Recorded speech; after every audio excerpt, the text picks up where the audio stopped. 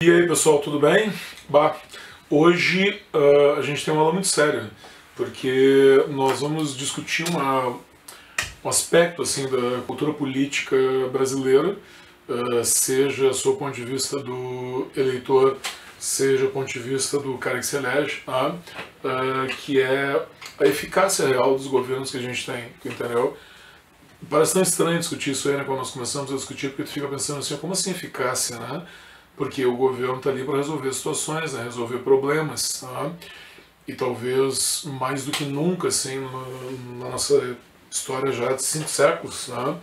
A gente tenha percebido tanto isso quanto no período que nós estamos vivendo agora, né, no período do coronavírus, né, da pandemia, da quarentena e por diante.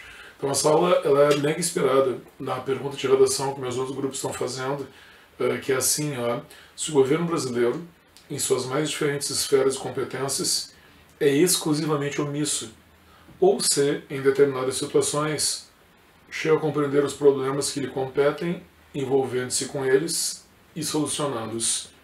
Ah, pois é, ninguém mandou tu acelerar o vídeo, agora tu vai ter que ouvir bem devagarinho de novo. Resumidamente, tá? O governo brasileiro é exclusivamente omisso ou ele se envolve com problemas e resolve? Que pergunta casca, né? Eu faço os negócios e depois eu me arrependo, tá? Como é que tu responderia essa pergunta aí? Tipo assim, ó, se ele é exclusivamente omisso, significa que o governo não faz nada.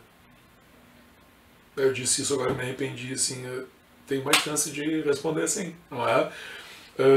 Agora, é claro, nada, não tem como o governo não fazer, o governo existe, né?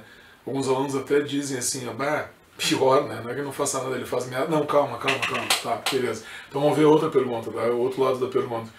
Mas se ele faz alguma coisa, então ele chega a entender problemas, envolver-os com problemas e resolver problemas.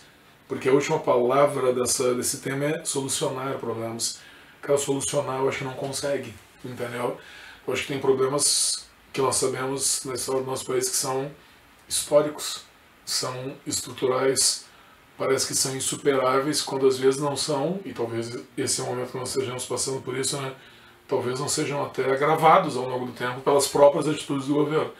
Então, assim, ó, exclusivamente omisso eu não consigo responder.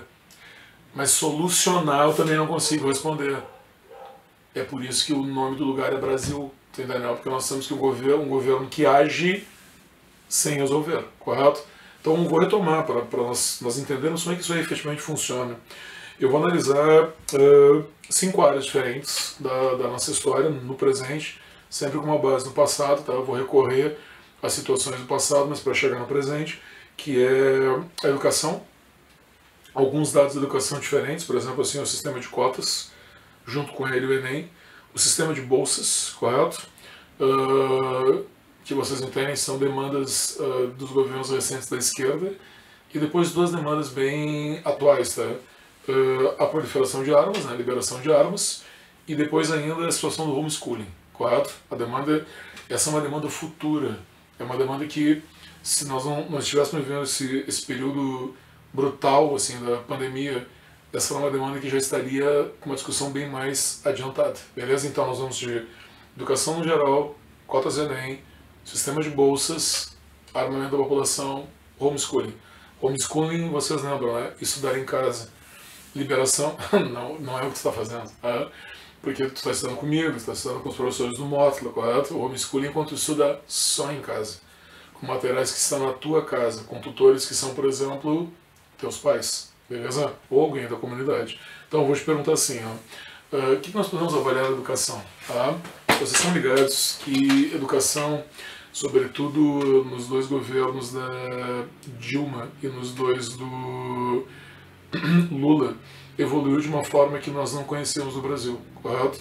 Vou te dar alguns dados que são interessantes, tá? O que os governos de esquerda do Brasil, ditos assim de esquerda, promoveram que realmente foi uma diferença, né? Uma coisa chamada acesso, ok?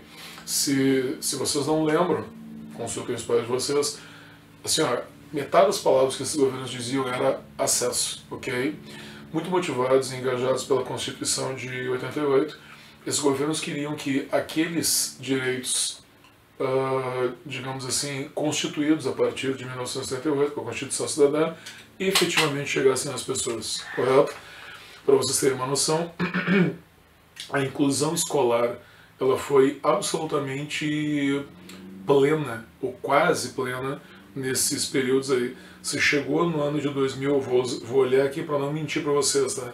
Mas se chegou, pessoal, no ano de 2013, a situação de 97% das pessoas, das crianças, aliás, em idade escolar nas escolas. 97%. Nós chegamos a ter, pessoal, menos da metade disso na década de 80, quando a escola sequer era obrigatória. A gente tinha percentuais muito menores do que esse aí.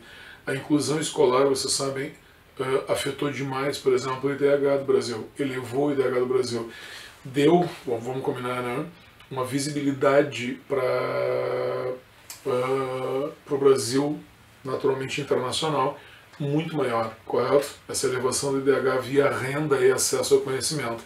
E se criou, agora eu queria que tu notasse um detalhe interessante agora, tá?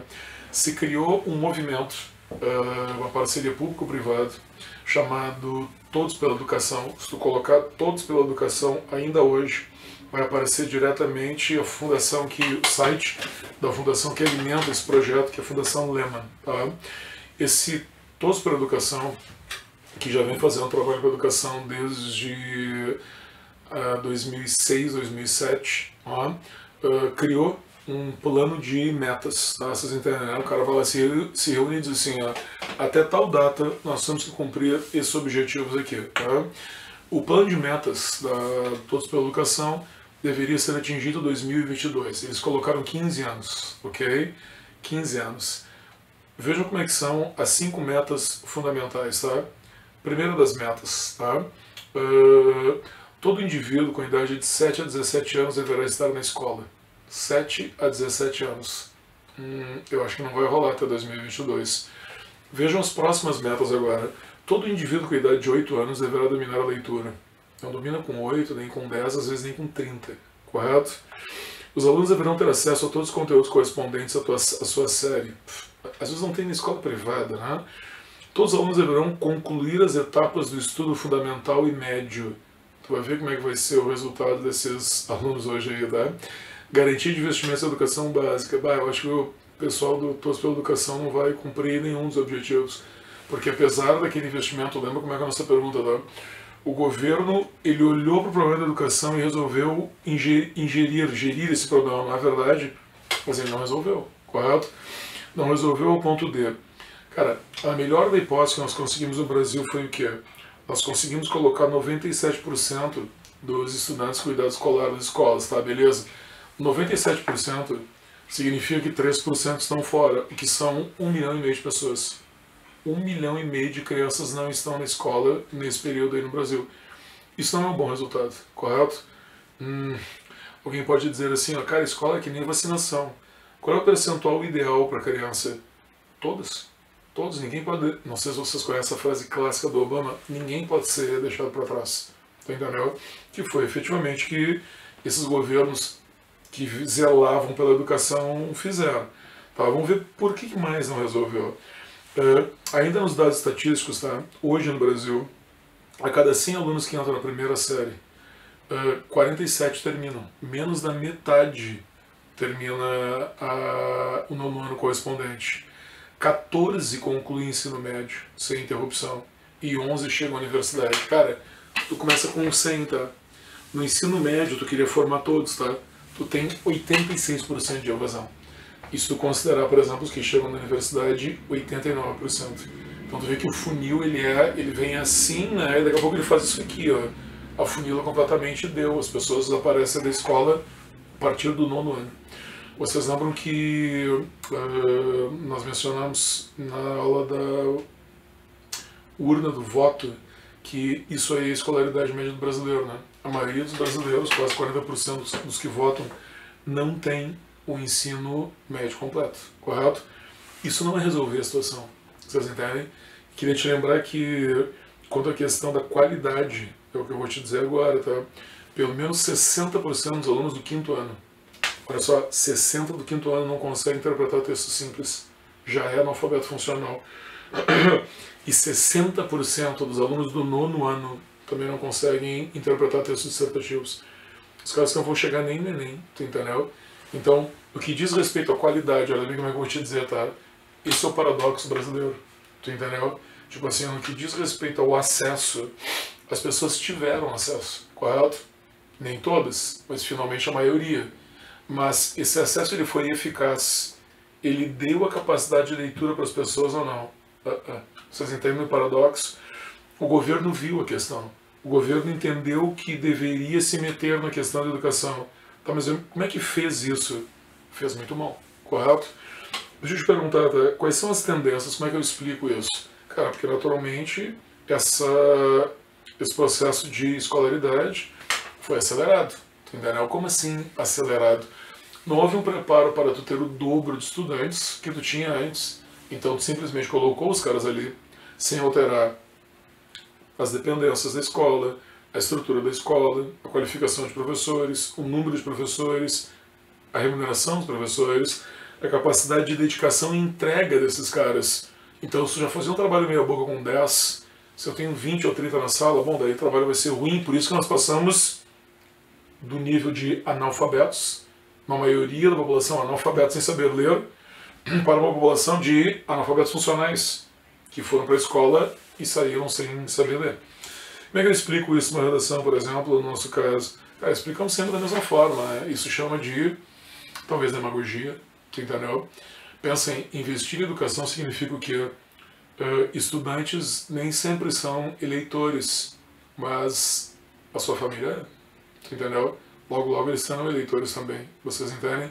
Então tu cria uma espécie de bolha, uma expectativa que virou uma bolha sobre a educação no Brasil, porque todo mundo estava indo para a escola, seja pela Bolsa Família, seja pela facilidade de acesso, mas essa escola não foi eficaz.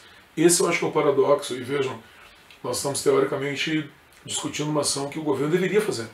Alguém vai criticar aqui, tu acha que tu é justo tu dizer que o PT não deveria fazer isso. Não deveria levar as crianças para a escola? Como não deveria? Claro que deveria.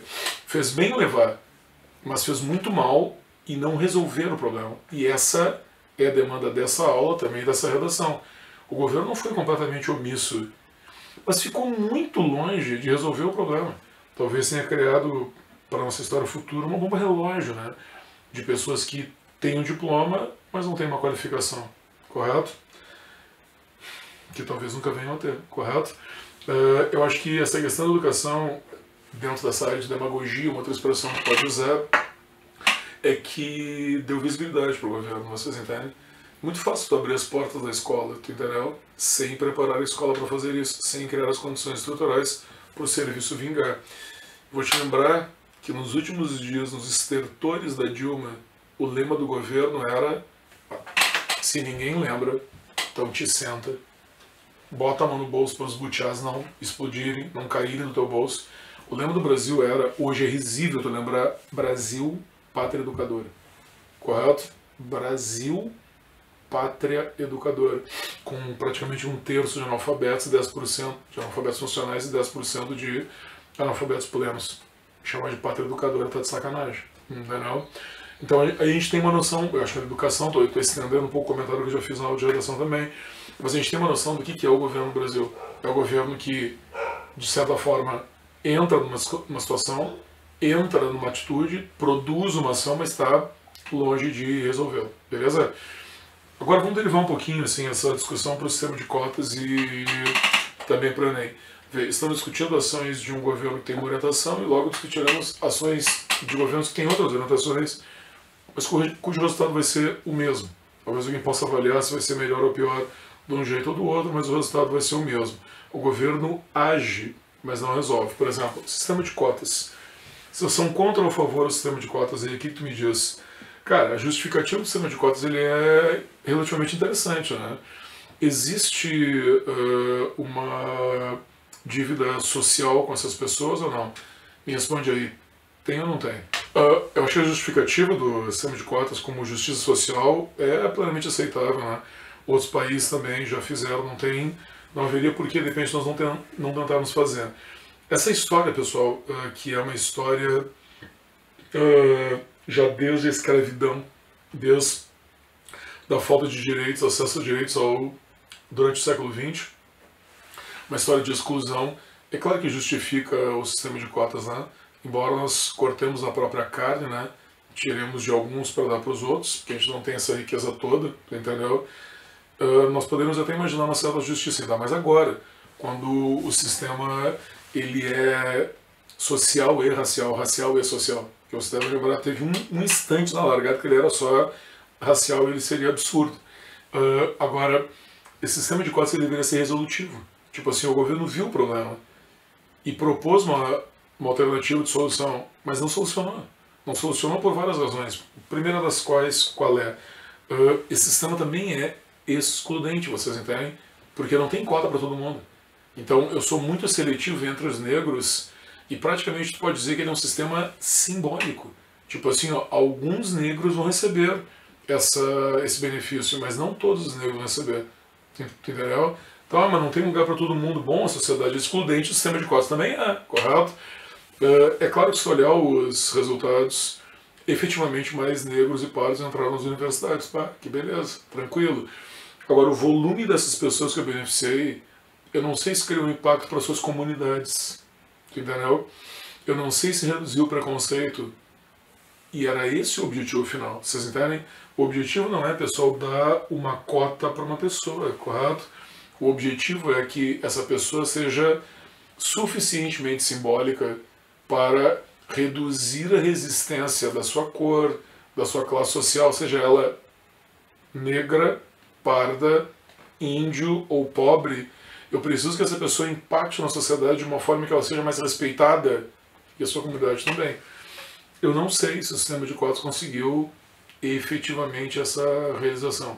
Eu acho que não conseguiu. Acho que a resistência é enorme, entendeu? Eu acho que o preconceito continua, sobretudo nesses últimos anos que a gente está vivendo, se não igual, talvez até mesmo pior. E o Enem, tia? O que vocês acham do Enem? Tá aí o Enem, pessoal. O que me diz do Enem? O Enem, vocês estão ligados, foi uma política, vocês não viveram para ver isso aí, mas foi uma política de imposição total do governo federal que queria tomar para si as vagas das universidades federais. Vejam, está no mesmo projeto de inclusão da educação que a gente mencionou antes. O Enem foi positivo ou negativo? O Enem é uma forma mais democrática de acesso ou não? Cara, teoricamente é. Eu lembro bastante assim do Fernando Radar falando que o Enem seria como o SAT nos Estados Unidos, comparação completamente desmedida, né? Lamentável, mas igual não é, né? Vocês estão ligados que o transporte assim, do território nacional não é como nos Estados Unidos, e o cara sai da costa leste para a costa oeste, da Flórida para a Califórnia para fazer faculdade, com muito mais facilidade que um cara sai de Ceará para o Rio Grande do Sul para fazer faculdade. Eu não vejo nem relação, né? Condição econômica, interesse, são completamente diferentes, né? Mas uma coisa, embora talvez o Enem parecesse mais justo, né? E mais inclusivo, né? Uma coisa que nós sabemos, esse comentário do Enem é um comentário em paralelo, mas eu acho bem interessante saber, tá? Quando só existia vestibular, tá? Os acessos eram exclusivamente locais geográficos, né? Então era URGS, era Federal de Pelotas, Federal do Rio Grande, de Rio Grande, Federal de Santa Catarina, Federal Pará, cada um com a sua prova. A abstenção média, ou a evasão média nas universidades era por volta de 18%, que eu considero muito, sabe? 18% é 1 a cada 5 vestibulantes existia. Quando o Enem foi plenamente efetivado, essa desistência aumentou para 40%, mais do que dobrou. Então, tipo assim, apesar da aparência, não pode estar dando certo, vocês entendem? Tipo assim, não adianta colocar para dentro e as pessoas não terminarem a faculdade. Não quer dizer que está efetivamente funcionando. Todo mundo entende? Beleza? Tá, chega de educação, né? Chega de desgraça. Vamos falar agora sobre Bolsa Família, rapidamente. Tá? Bolsa Família, vocês concordam, tem alguma coisa a ver com justiça social? era uma medida justa que o governo devesse tomar ou não, que ajudaria as pessoas ou não. Cara, imagina por duas linhas de pensamento, tá? Uma delas no quesito, por exemplo, social. Cara, a linha de miséria no Brasil era gigantesca, né? Voltou a ser agora com a crise, né? Mas quando se teve essa ideia do Bolsa Família, naturalmente os miseráveis ali estavam esperando qualquer coisa que pingasse nos seus bolsos seria positivo. E talvez o maior efeito, o maior sucesso pessoal do Bolsa Família seja a questão econômica, né? Que vocês sabem, aumentou amplamente o consumo no Brasil, correto? Por exemplo, nas comunidades periféricas de Porto Alegre, eu moro numa comunidade periférica, eu vejo as pessoas mais pobres, o comércio aumentou enormemente, né? Pá, mas é uma miséria que essas pessoas ganhavam, e é verdade, era tipo assim, ó, inicialmente 60, 70 reais, hoje é quase 3 vezes isso, mas não é uma pessoa ganhando, não é uma família ganhando, são milhões, mais de 40, 50 milhões de pessoas. Então, através do Bolsa Família, o governo injeta dinheiro de uma forma vertiginosa na economia, e aí gira o círculo, correto? Então, economicamente, se alguém critica a questão do Bolsa Família, talvez tenha sido justamente a melhor ação que o Bolsa Família alcançou, aumentar o consumo. Mas eu não sei se é inclusão, vocês entendem? Tipo assim, ó, o governo se meteu na questão social, vamos dar dinheiro a quem precisa, vamos estimular o consumo, correto? Mas a ideia do Bolsa Família, naturalmente, como uma política assistencialista, era que a pessoa saísse do Bolsa Família. Tipo assim, a maior organização que o governo poderia imaginar é a pessoa abandonar o Bolsa Família porque ela conseguiu melhorar de vida, conseguiu se independizar da política assistencialista. Se vocês olharem os gráficos do Bolsa Família, que são super transparentes, nós sabemos que um mínimo de pessoas conseguem isso, pouquíssimas pessoas conseguem isso. Então não parece uma política efetiva. Eu acho que ela foi muito mais efetiva nas suas demandas periféricas, tipo ingerir dinheiro na economia, por um lado, manter as crianças na escola, por outro lado, correto? Do que propriamente fazer com que essas pessoas saíssem definitivamente da linha da miséria, transcendessem esse problema. Se tu olhar bem, parece que talvez nem fosse esse o objetivo, deveria ser. Eu não deveria ter, não sei se vocês concordam, uma política assistencialista que permanecesse para sempre. Porque daí quer dizer que para sempre eu tenho a miséria, então eu não resolvi o problema social. Vocês entendem? Como é que é a pergunta, a ideia dessa redação é que eu tenho um baita do problema, o governo vai lá e enxerga o problema, ele não é omisso, mas ele não resolve, ok? Só que eu fico pensando assim, tem vários nomes possíveis para essa aula aqui, mas aquilo que se convencionou, por exemplo, criticar esse governo, né? Que é um governo que quer dar respostas simples para problemas complexos, desde a Terra ser plana até um negócio chamado cloroquina, entendeu? Eu acho que já faz muito tempo que a gente passa por isso, né? Eu acho que as respostas simples para problemas complexos acompanham a política brasileira desde sempre. As respostas podem ter sido simples antes, incompletas, omissas. Hoje elas são simplórias, não é verdade? Mas as questões complexas, elas permanecem, correto? Boa frase para a redação. Também queria dizer um negócio do Bolsa Família quanto à questão do auxílio, né? A gente está alternando bastante assim, a questão da intenção dos governos anteriores e desse, vamos entrar nesse agora, seja nos seus efeitos positivos e negativos, né? Ninguém vai lembrar, pelo menos os professores de história de vocês aí, mas quando nós falamos desses pequenos valores, né?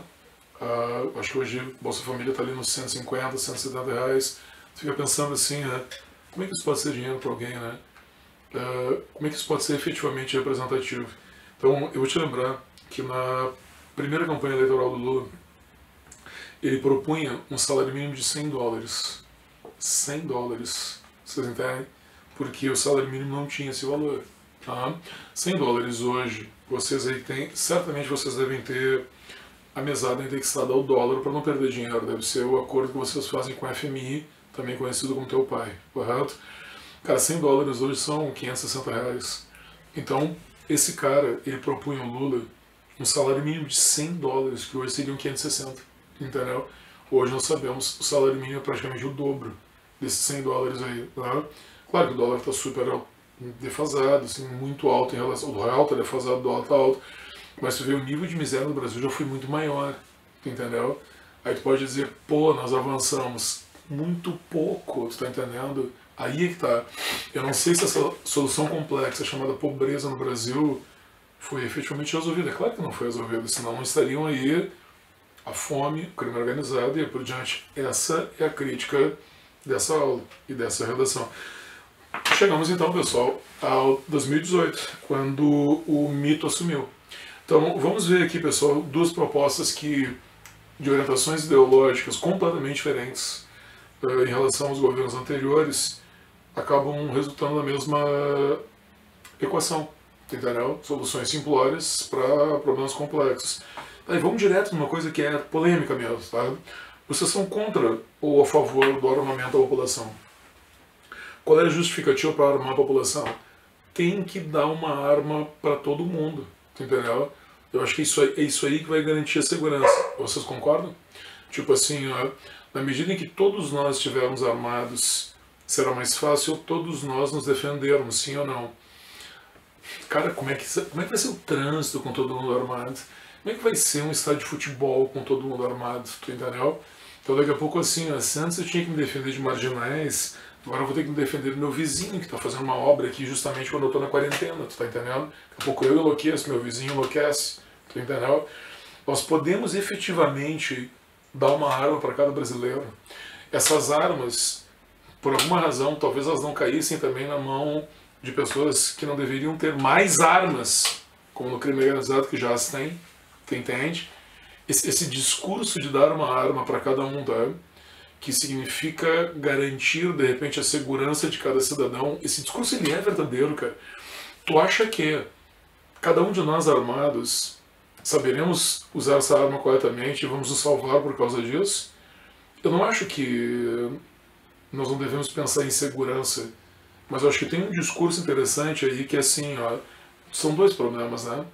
Nós fizemos uma redação sobre justiça com as próprias mãos, na verdade. Eu acho que ela só aumentaria se todo mundo estiver armado.